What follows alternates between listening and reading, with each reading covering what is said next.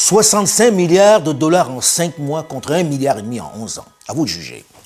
65 milliards pour la guerre en Ukraine, débloquée par les grandes puissances, avec notamment les États-Unis et les pays européens de l'OTAN, les mêmes qui disent combattre les djihadistes dans le Sahel depuis maintenant 11 ans. Les chiffres se passent de commentaires. Mais dans le même temps, de quel droit peut-on blâmer quelqu'un qui dépense son argent à sa guise? Qui le donne à qui il veut? C'est son argent et il n'a pas à rendre compte à quiconque lorsqu'il fait ses choix, lorsqu'il définit ses priorités, ses actions. C'est humain.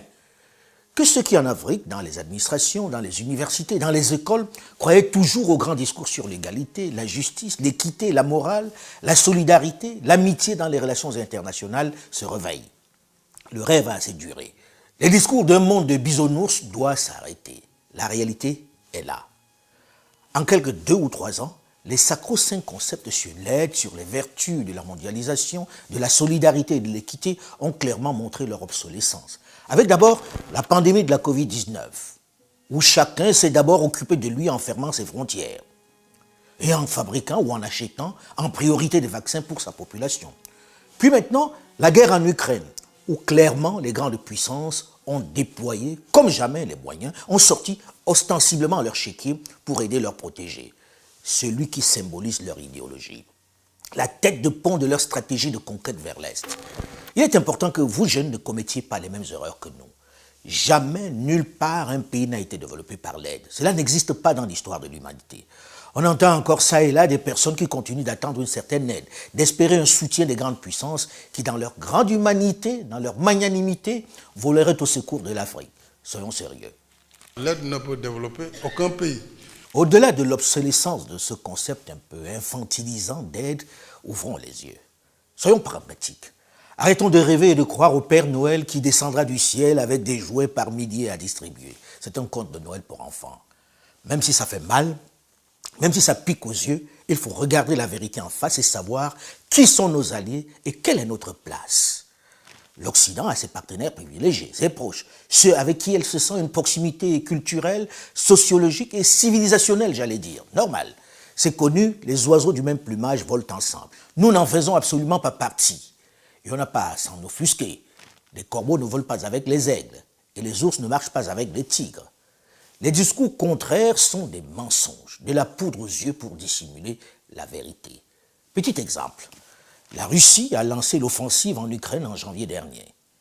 En mai, c'est-à-dire 4 mois après le début de l'invasion, les pays qui soutiennent Kiev ont versé l'équivalent d'au moins 64,5 milliards d'euros d'aide militaire, financière ou humanitaire, selon les données publiées le 18 mai 2022 par l'Institut Kiel pour l'économie mondiale. 64,5 milliards. Très loin devant se retrouvent les États-Unis d'Amérique avec près de 43 milliards d'euros depuis la fin du mois de janvier 2022, dont 24,11 milliards en aide militaire, 56% du total. Et ce n'est pas fini. Le 11 mai dernier, la Chambre des représentants américaine validait une enveloppe de 40 milliards d'euros, soit l'équivalent du PIB annuel du Cameroun, à titre de comparaison. Pour la lutte contre le terrorisme dans le Sahel, on avait estimé le besoin à 2,3 milliards de dollars, c'est-à-dire même pas le 1/30 de ce qui a été débloqué pour la seule Ukraine. Et tenez-vous bien, dans les 2,3 milliards promis, les pays de la CEDEAO devaient mobiliser directement au moins 1 milliard.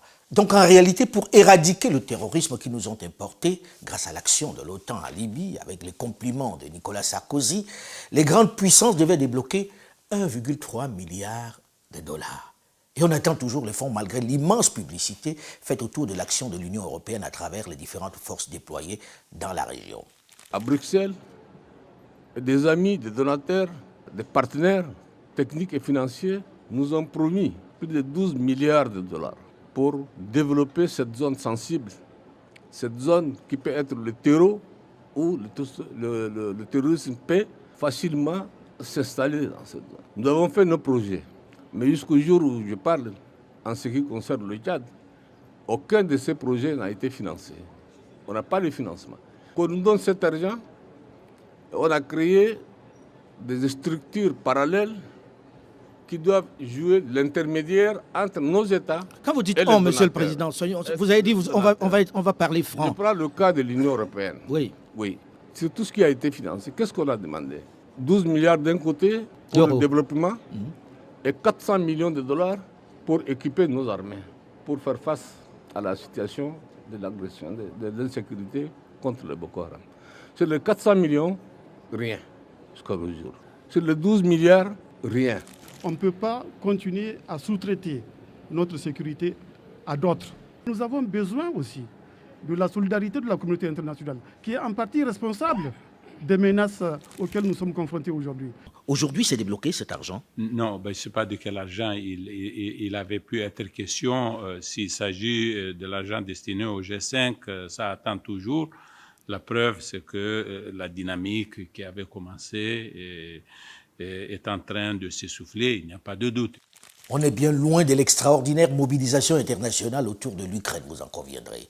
On dira que dans le cas de l'Ukraine, elle a été attaquée, envahie par un pays, la Russie, qui est un État, alors que l'hydre terroriste n'est pas identifiable et est insaisissable. Un peu court comme explication, vous en conviendrez. Et la RDC alors? Pourquoi ne vole-t-on pas à son secours? Il est clairement établi que le Rwanda l'a agressé avec l'Ouganda. Il ne se gêne même plus pour le faire. Mais le Rwanda, lui, bénéficie encore de la rente de la surenchère mémorielle. Personne n'osera le contrarier. Mais ceci est un autre sujet dont on parlera. La RDC aurait dû être un protégé de Washington ou de l'OTAN s'il souhaitait bénéficier du même soutien. Il aurait dû être en Europe aussi. Pas de chance. In Burkina Faso, Mali and Niger, casualties from terrorist attacks have increased fivefold since 2016, with over 4,000 deaths reported in 2019 alone, as compared to an estimated 770 deaths in 2016. The number of people killed in Burkina Faso has increased from 80 in 2016 to over 1,800 in 2019. Ces chiffres étaient en 2019. 3 ans plus tard, certaines sources plus proches du terrain estiment le nombre de victimes à 10 000 tués. Si le Sahel avait eu le budget alloué à l'Ukraine, c'est sûr, le terrorisme aurait été éradiqué depuis des années dans la région. Et on aurait promu le développement, et cela quel que soit le niveau de corruption des autorités, puisque c'est l'argument que l'on ressort à tous les coups. Ce n'est pas bien de comparer les souffrances, c'est vrai. Et sans hypocrisie, sans faux semblant, c'est bien de voir comment on vole au secours des Ukrainiens dans la souffrance. Mais je ne peux m'interdire de noter quand même où vont les préférences des Occidentaux. C'est un fait. Si la logique, la doctrine qui justifie cet impressionnant, ce soutien massif et rapide à l'Ukraine était réellement l'aide à un pays à agresser, je suis curieux de comprendre pourquoi la RDC, agressée de la même façon par son voisin rwandais, ne bénéficie pas du même soutien, du même intérêt. Je voudrais comprendre ce qui explique l'indifférence, le silence assourdissant des mêmes grandes nations devant cette attaque méthodique d'un pays souverain par son voisin qui le pille depuis des années, dans une totale indifférence des grandes nations qui s'érigent en gendarmes ailleurs. Ces populations, qui encore une fois prennent le chemin de l'exil, dans un chaos indescriptible, sans soutien logistique, ne sachant où aller pour se mettre à l'abri, avec parfois des enfants sur le dos et des vieillards, sont-ils moins à secourir, moins des humains que ceux à qui on apporte, Dieu merci, de l'aide en Ukraine? Observez le contraste saisissant des conditions entre les deux populations qui fuient la guerre. Chacun sait, même si l'Europe gênée par le passif dans le génocide rwandais a du mal à parler de façon audible, chacun sait que la RDC est agressée par ses voisins qui bénéficient du regard bienveillant de la communauté internationale, notamment le Rwanda. Les faits sont documentés, les actions visibles. Il est entré sur le territoire congolais et y entretient depuis longtemps des rébellions fantoches pour se servir de la manne minière congolaise. Le levier de la rente mémorielle lui servant d'alibi. Ceci se serait passé en Europe que les forces de l'OTAN auraient agi contre l'agresseur.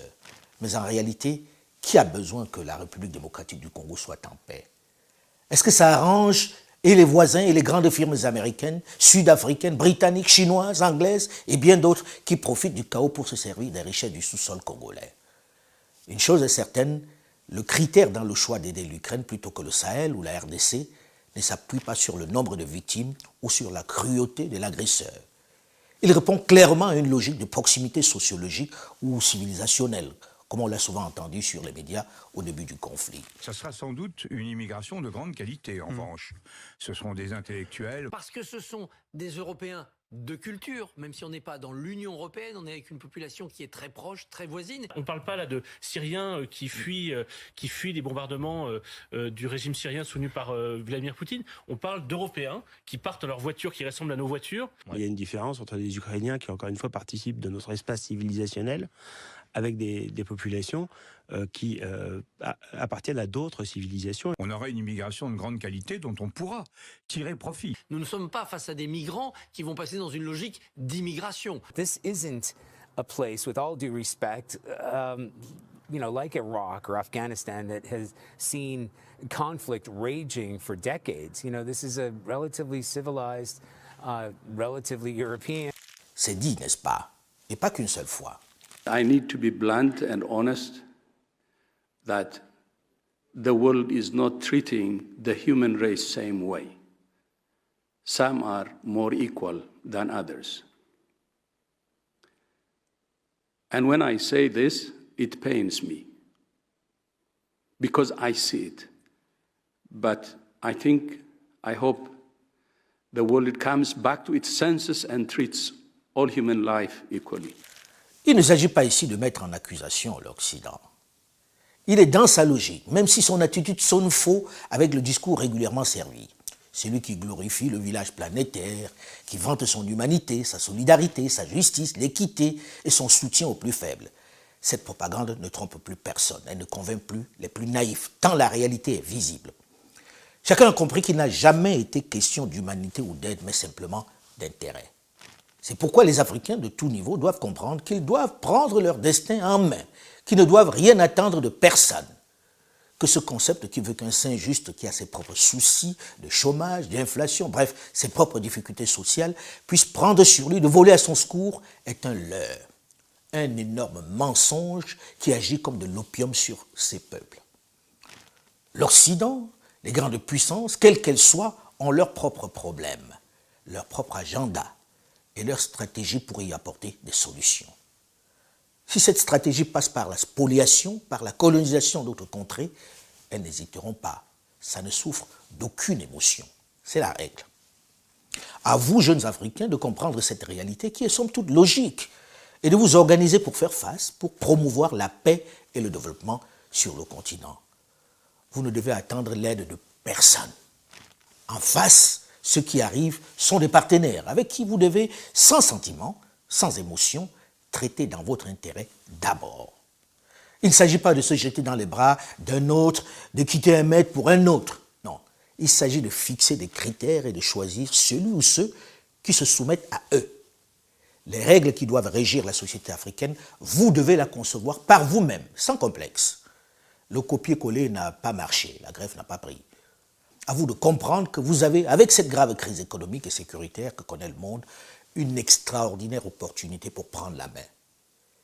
Cessez d'être des diplômés comme nous l'avons été majoritairement pour devenir des intellectuels qui ne se contentent pas seulement d'annoncer des concepts théoriques inadaptés à notre environnement pour créer votre propre monde, pour apporter des solutions concrètes, pour ne pas vous aligner sur des idées conçues par d'autres. Je le dis parce que ces derniers temps, j'ai peur. J'éprouve le sentiment qu'après la terrible crise de la Covid qui a déstabilisé nos économies, toutes les grandes résolutions prises pendant le confinement semblent peu à peu oubliées. Avec la guerre en Ukraine qui vient encore nous montrer notre fragilité alimentaire, il ne s'agit pas de se contenter de dénoncer la responsabilité de la Russie coupable de la pénurie de blé sur le marché, comme le font pas mal de spécialistes. Les faits sont là. Le monde entier est impacté. Il ne s'agit pas de s'évertuer à démontrer la responsabilité de l'autre dans la tragédie que le monde traverse. Cette crise démontre un peu plus la fragilité alimentaire dans laquelle nous sommes installés. Nous voilà désormais, plus que jamais, contraints de négocier notre ration de blé auprès de la Russie. Je suis venu vous voir pour demander de prendre conscience que nos pays, même s'ils sont éloignés du théâtre, sont des victimes de cette crise au plan économique. Au-delà du panache et du courage du président Macky Sall, président de la Commission de l'Union africaine, qui a montré le changement de paradigme en allant lui-même en Russie pour négocier l'approvisionnement en blé de l'Afrique auprès du paria du moment, Vladimir Poutine, sans complexe et avec fierté, faisant fi de ce que diront les grandes puissances, rappelant qu'il s'agit d'achat et pas d'aide, au-delà donc de ce geste salué par l'immense majorité des Africains, se pose tout de même une question qui doit nous interpeller tous. Comment ce vaste continent, avec une telle réserve de terres arables, peut-il être à ce point dépendant de la production de deux pays aussi vastes soient-ils, la Russie et l'Ukraine? Sommes-nous aussi nuls, aussi incapables de produire par nous-mêmes ces denrées? Et si on faisait de cette crise une réelle opportunité? Et si on en profitait pour développer une autre façon de consommer chez nous? L'homme libre est celui qui se nourrit par lui-même. Il n'y a pas d'espoir d'indépendance si vous ne pouvez produire l'essentiel de ce que vous mangez. La main qui donne est toujours au-dessus de celle qui reçoit. Alors c'est le moment de passer à l'action. Comment remplacer le blé ukrainien ou russe dans nos assiettes? Par quoi le remplace-t-on?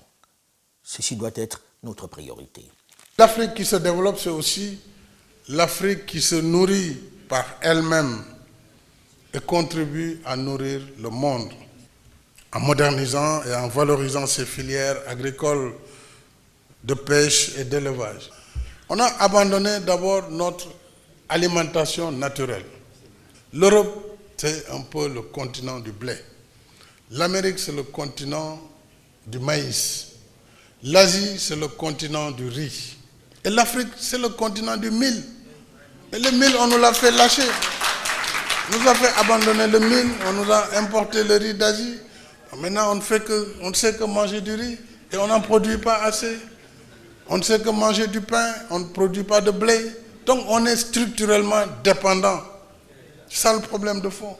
Après, on va dire, oui, les prix ont augmenté. Mais oui, parce que nous ne maîtrisons ni la production, ni les chaînes logistiques.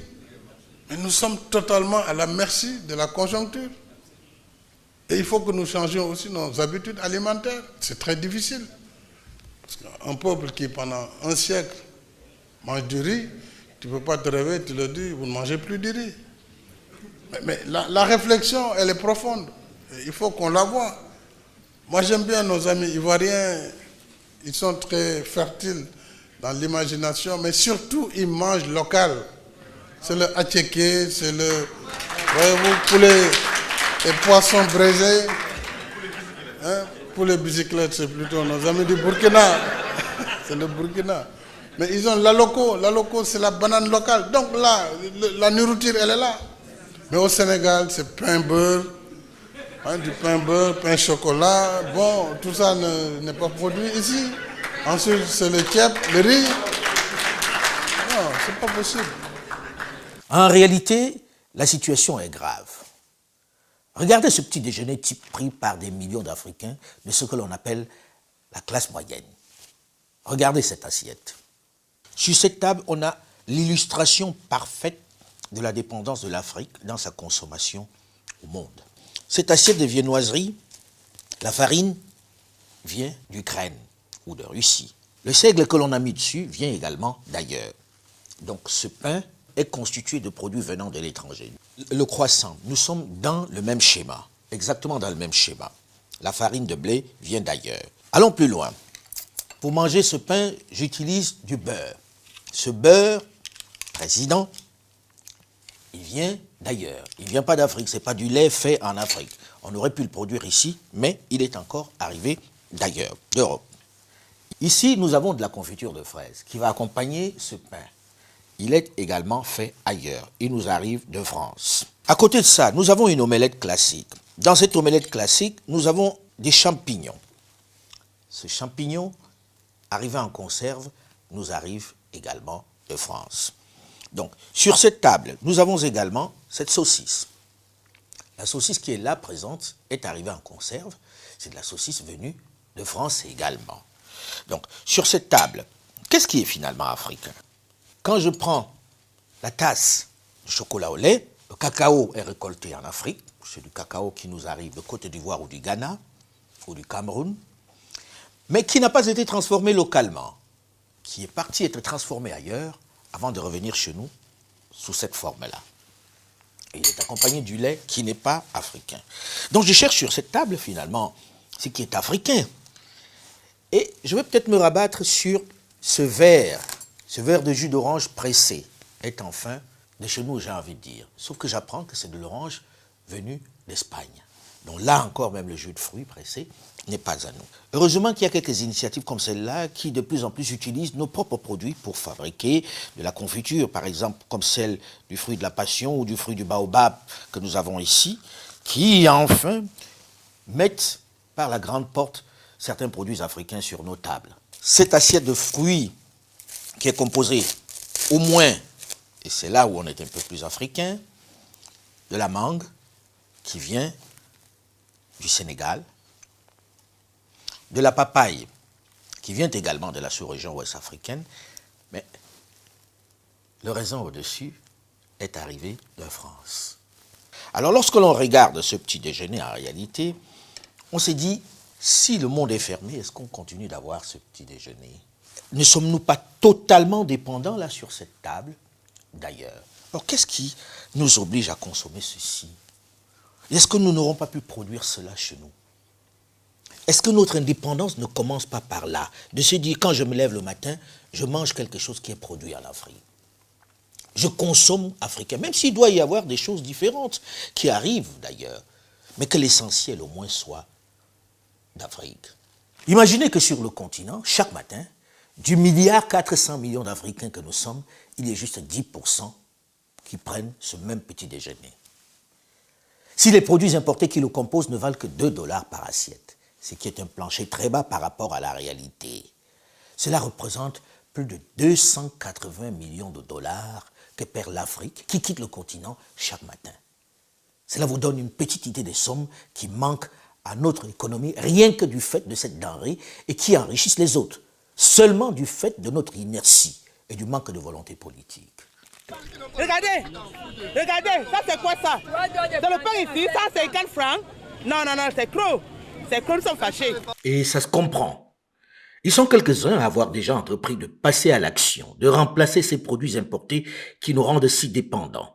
C'est le cas de Guy-Marcel Nganta, dans sa boulangerie de Yaoundé au Cameroun. Nous façonnons donc ce pain qui est fait à base de farine de patates. Il est enrichi et également aux différents légumineux que vous avez vus pour apporter une alimentation assez sensible à la nutrition de la population.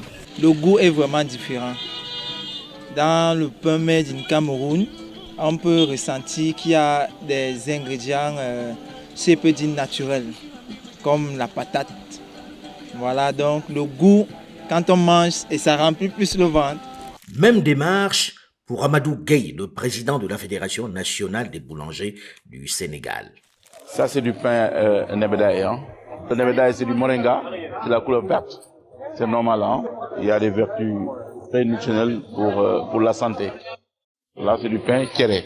C'est-à-dire qu'on a mis 15% de mil et 15% de couscous. Ça régule sur le flux intestinal. Hein. C'est important pour les fibres. Donc, c'est pourquoi nous conseillons les Sénégalais à surtout manger les pains à base de mil, maïs, comme ça. mburu bi moom wax dëgg yàlla boo ko lekkee moom da ngay sentir ni yow lekk nga mburu te diis na quoi tamit te prix bi cher 100 francs lay jar amaana accessible na ci kenn ku ne. Le patriotisme économique doit prévaloir. Il faut que l'État du Sénégal appuie non seulement les producteurs, les transformateurs de céréales locales, les boulangers, cette chaîne de valeur. Imaginons aujourd'hui, on est à 700 000 tonnes d'importation du blé. Si nous bloquons 100 000 tonnes sur les importations du blé, qu'on puisse le remplacer par 100 000 tonnes de nos céréales locales, le mil, le maïs, le feuillon, je vous laisse imaginer la création d'emplois au niveau des producteurs, la recherche aussi qui va venir d'Israël par exemple, qui va essayer d'aider les producteurs pour augmenter ce qu'on appelle le rendement à l'hectare. Imaginons la création de nouvelles industries de transformation de nos céréales. Imaginons les boulangers pour la création d'emplois. Donc, c'est une chaîne de valeur. Ces initiatives qui sont à saluer, qui montrent que nous avons ce qu'il nous faut pour changer la donne, doivent être multipliées et encouragées parce que le marché existe. Et la demande est importante. C'est ce qui explique la ruée des grandes et des nations émergentes vers l'Afrique. Elles doivent s'étendre à de nombreux autres produits. Et elles doivent s'accompagner d'une adhésion de la jeunesse qui doit rompre avec le complexe qui a un regard biaisé sur l'agriculture, une approche un peu méfiante vis-à-vis des produits locaux. Il ne s'agit pas de rejeter ce que proposent les autres, non.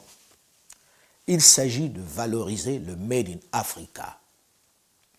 Avec 600 millions d'hectares de terres arables non cultivées, soit 60% du total mondial, l'Afrique a de quoi organiser sa production autrement qu'elle a été programmée par le colonisateur. Ça passe donc par une vraie réflexion. Digues et barrages vont favoriser dans les années 1920 une économie de traite que l'on peut résumer ainsi.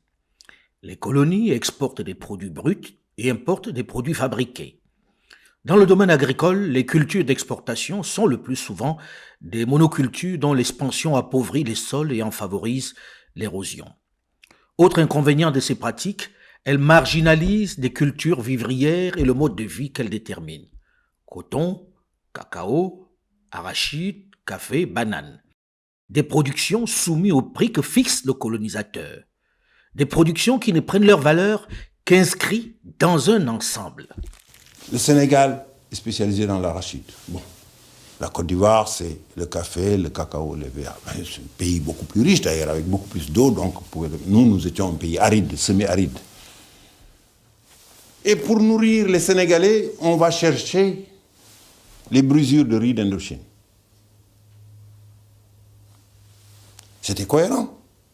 C'était très cohérent. Mais à partir du moment où chacun restait seul, la cohérence disparaissait. C'est là qu'il y a eu le grand problème. Produisons ce que nous mangeons. C'est la première condition pour gagner notre indépendance. Mais ceci est le travail des spécialistes du secteur. Et c'est une urgence. Stop au discours, passons aux actes. Les privés ont commencé, aux dirigeants de créer l'environnement, de permettre la naissance des champions dans le domaine de l'agro-industrie. Ce serait une grosse humiliation si, passé la crise actuelle, dans 5 ans, nous attendons toujours le blé russe et ukrainien pour nous nourrir. Cela conforterait un certain nombre de personnes dans l'idée de notre propension à la farniente, de notre incapacité à nous prendre en main. L'heure est aux solutions. Et ce à quoi on assiste en ce moment sur le continent traduit cette réelle volonté de la jeunesse. Aux dirigeants de créer le cadre, l'environnement économique favorable, avec des mesures d'accompagnement qui tiennent compte de l'urgence de se prendre en main. À ces dirigeants de montrer leur réelle volonté en créant les conditions pour l'éclosion des champions locaux. Personne ne viendra développer l'Afrique à notre place. Personne. C'est à nous de multiplier les Dangote, les Olemelou et autres milliardaires qui investissent dans de nombreux domaines et qui ne planquent pas leur argent chez les autres, mais le font fructifier sur place, dans le pays. C'est avec eux que l'Afrique prospérera. Et souvenez-vous, l'Afrique est le seul continent doté de toutes les ressources naturelles et humaines pour se développer. Le seul continent qui n'a pas besoin d'aller les chercher ailleurs, avec 54% des réserves mondiales de platine, 78% de diamants, 40% de chrome, 28% de manganèse. 19 des 46 pays d'Afrique subsaharienne possèdent d'importantes réserves d'hydrocarbures, de pétrole, de gaz, de charbon ou de minéraux. Et 13 pays explorent actuellement de nouvelles réserves. Et l'inventaire n'est pas exhaustif, croyez-moi. Si dans une dizaine d'années, l'Afrique n'y arrive toujours pas malgré la prise de conscience, c'est qu'elle doit avoir un réel manque en elle-même. Et dans ce cas, il faudra arrêter de chercher le ou les auteurs de son retard, de son sous-développement ailleurs pour l'identifier en elle-même. On sait désormais que nous avons tout ce qu'il nous faut. On sait désormais que nous ne devons rien attendre de l'autre. On sait désormais que l'autre a besoin de nous, de nos matières premières. Peut-être avons-nous besoin de sa technologie, mais nous tenons ce dont le monde a besoin. On sait désormais que notre nombre est un atout, que notre jeunesse est un avantage réel, que nous sommes un important marché. Alors, arrêtons de nous lamenter et mettons-nous en ordre de bataille. Vous, jeunes, en avez la capacité. C'est le moment, celui de passer à l'action. Moins de discours et plus d'action. Je voudrais vous remercier pour votre soutien constant et votre fidélité à ma chaîne YouTube, Alain Foka Officiel, qui connaît un développement prodigieux. Pensez à liker si vous avez aimé. Et surtout, n'oubliez pas de vous abonner. C'est gratuit et cela me fait vraiment plaisir. Vous êtes déjà plus de 380 000 abonnés en moins de 15 mois.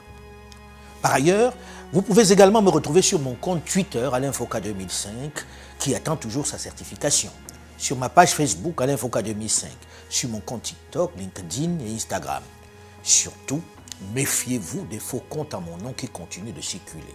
Méfiez-vous de tous ces comptes LinkedIn qui vous demandent de l'argent, comme celui d'un certain monsieur Njoya au Cameroun, qui se fait passer pour moi pour monter des arnaques. Faites attention à tous ces cybercriminels qui polluent notre engagement pour le continent. Ils doivent être combattus et éradiqués.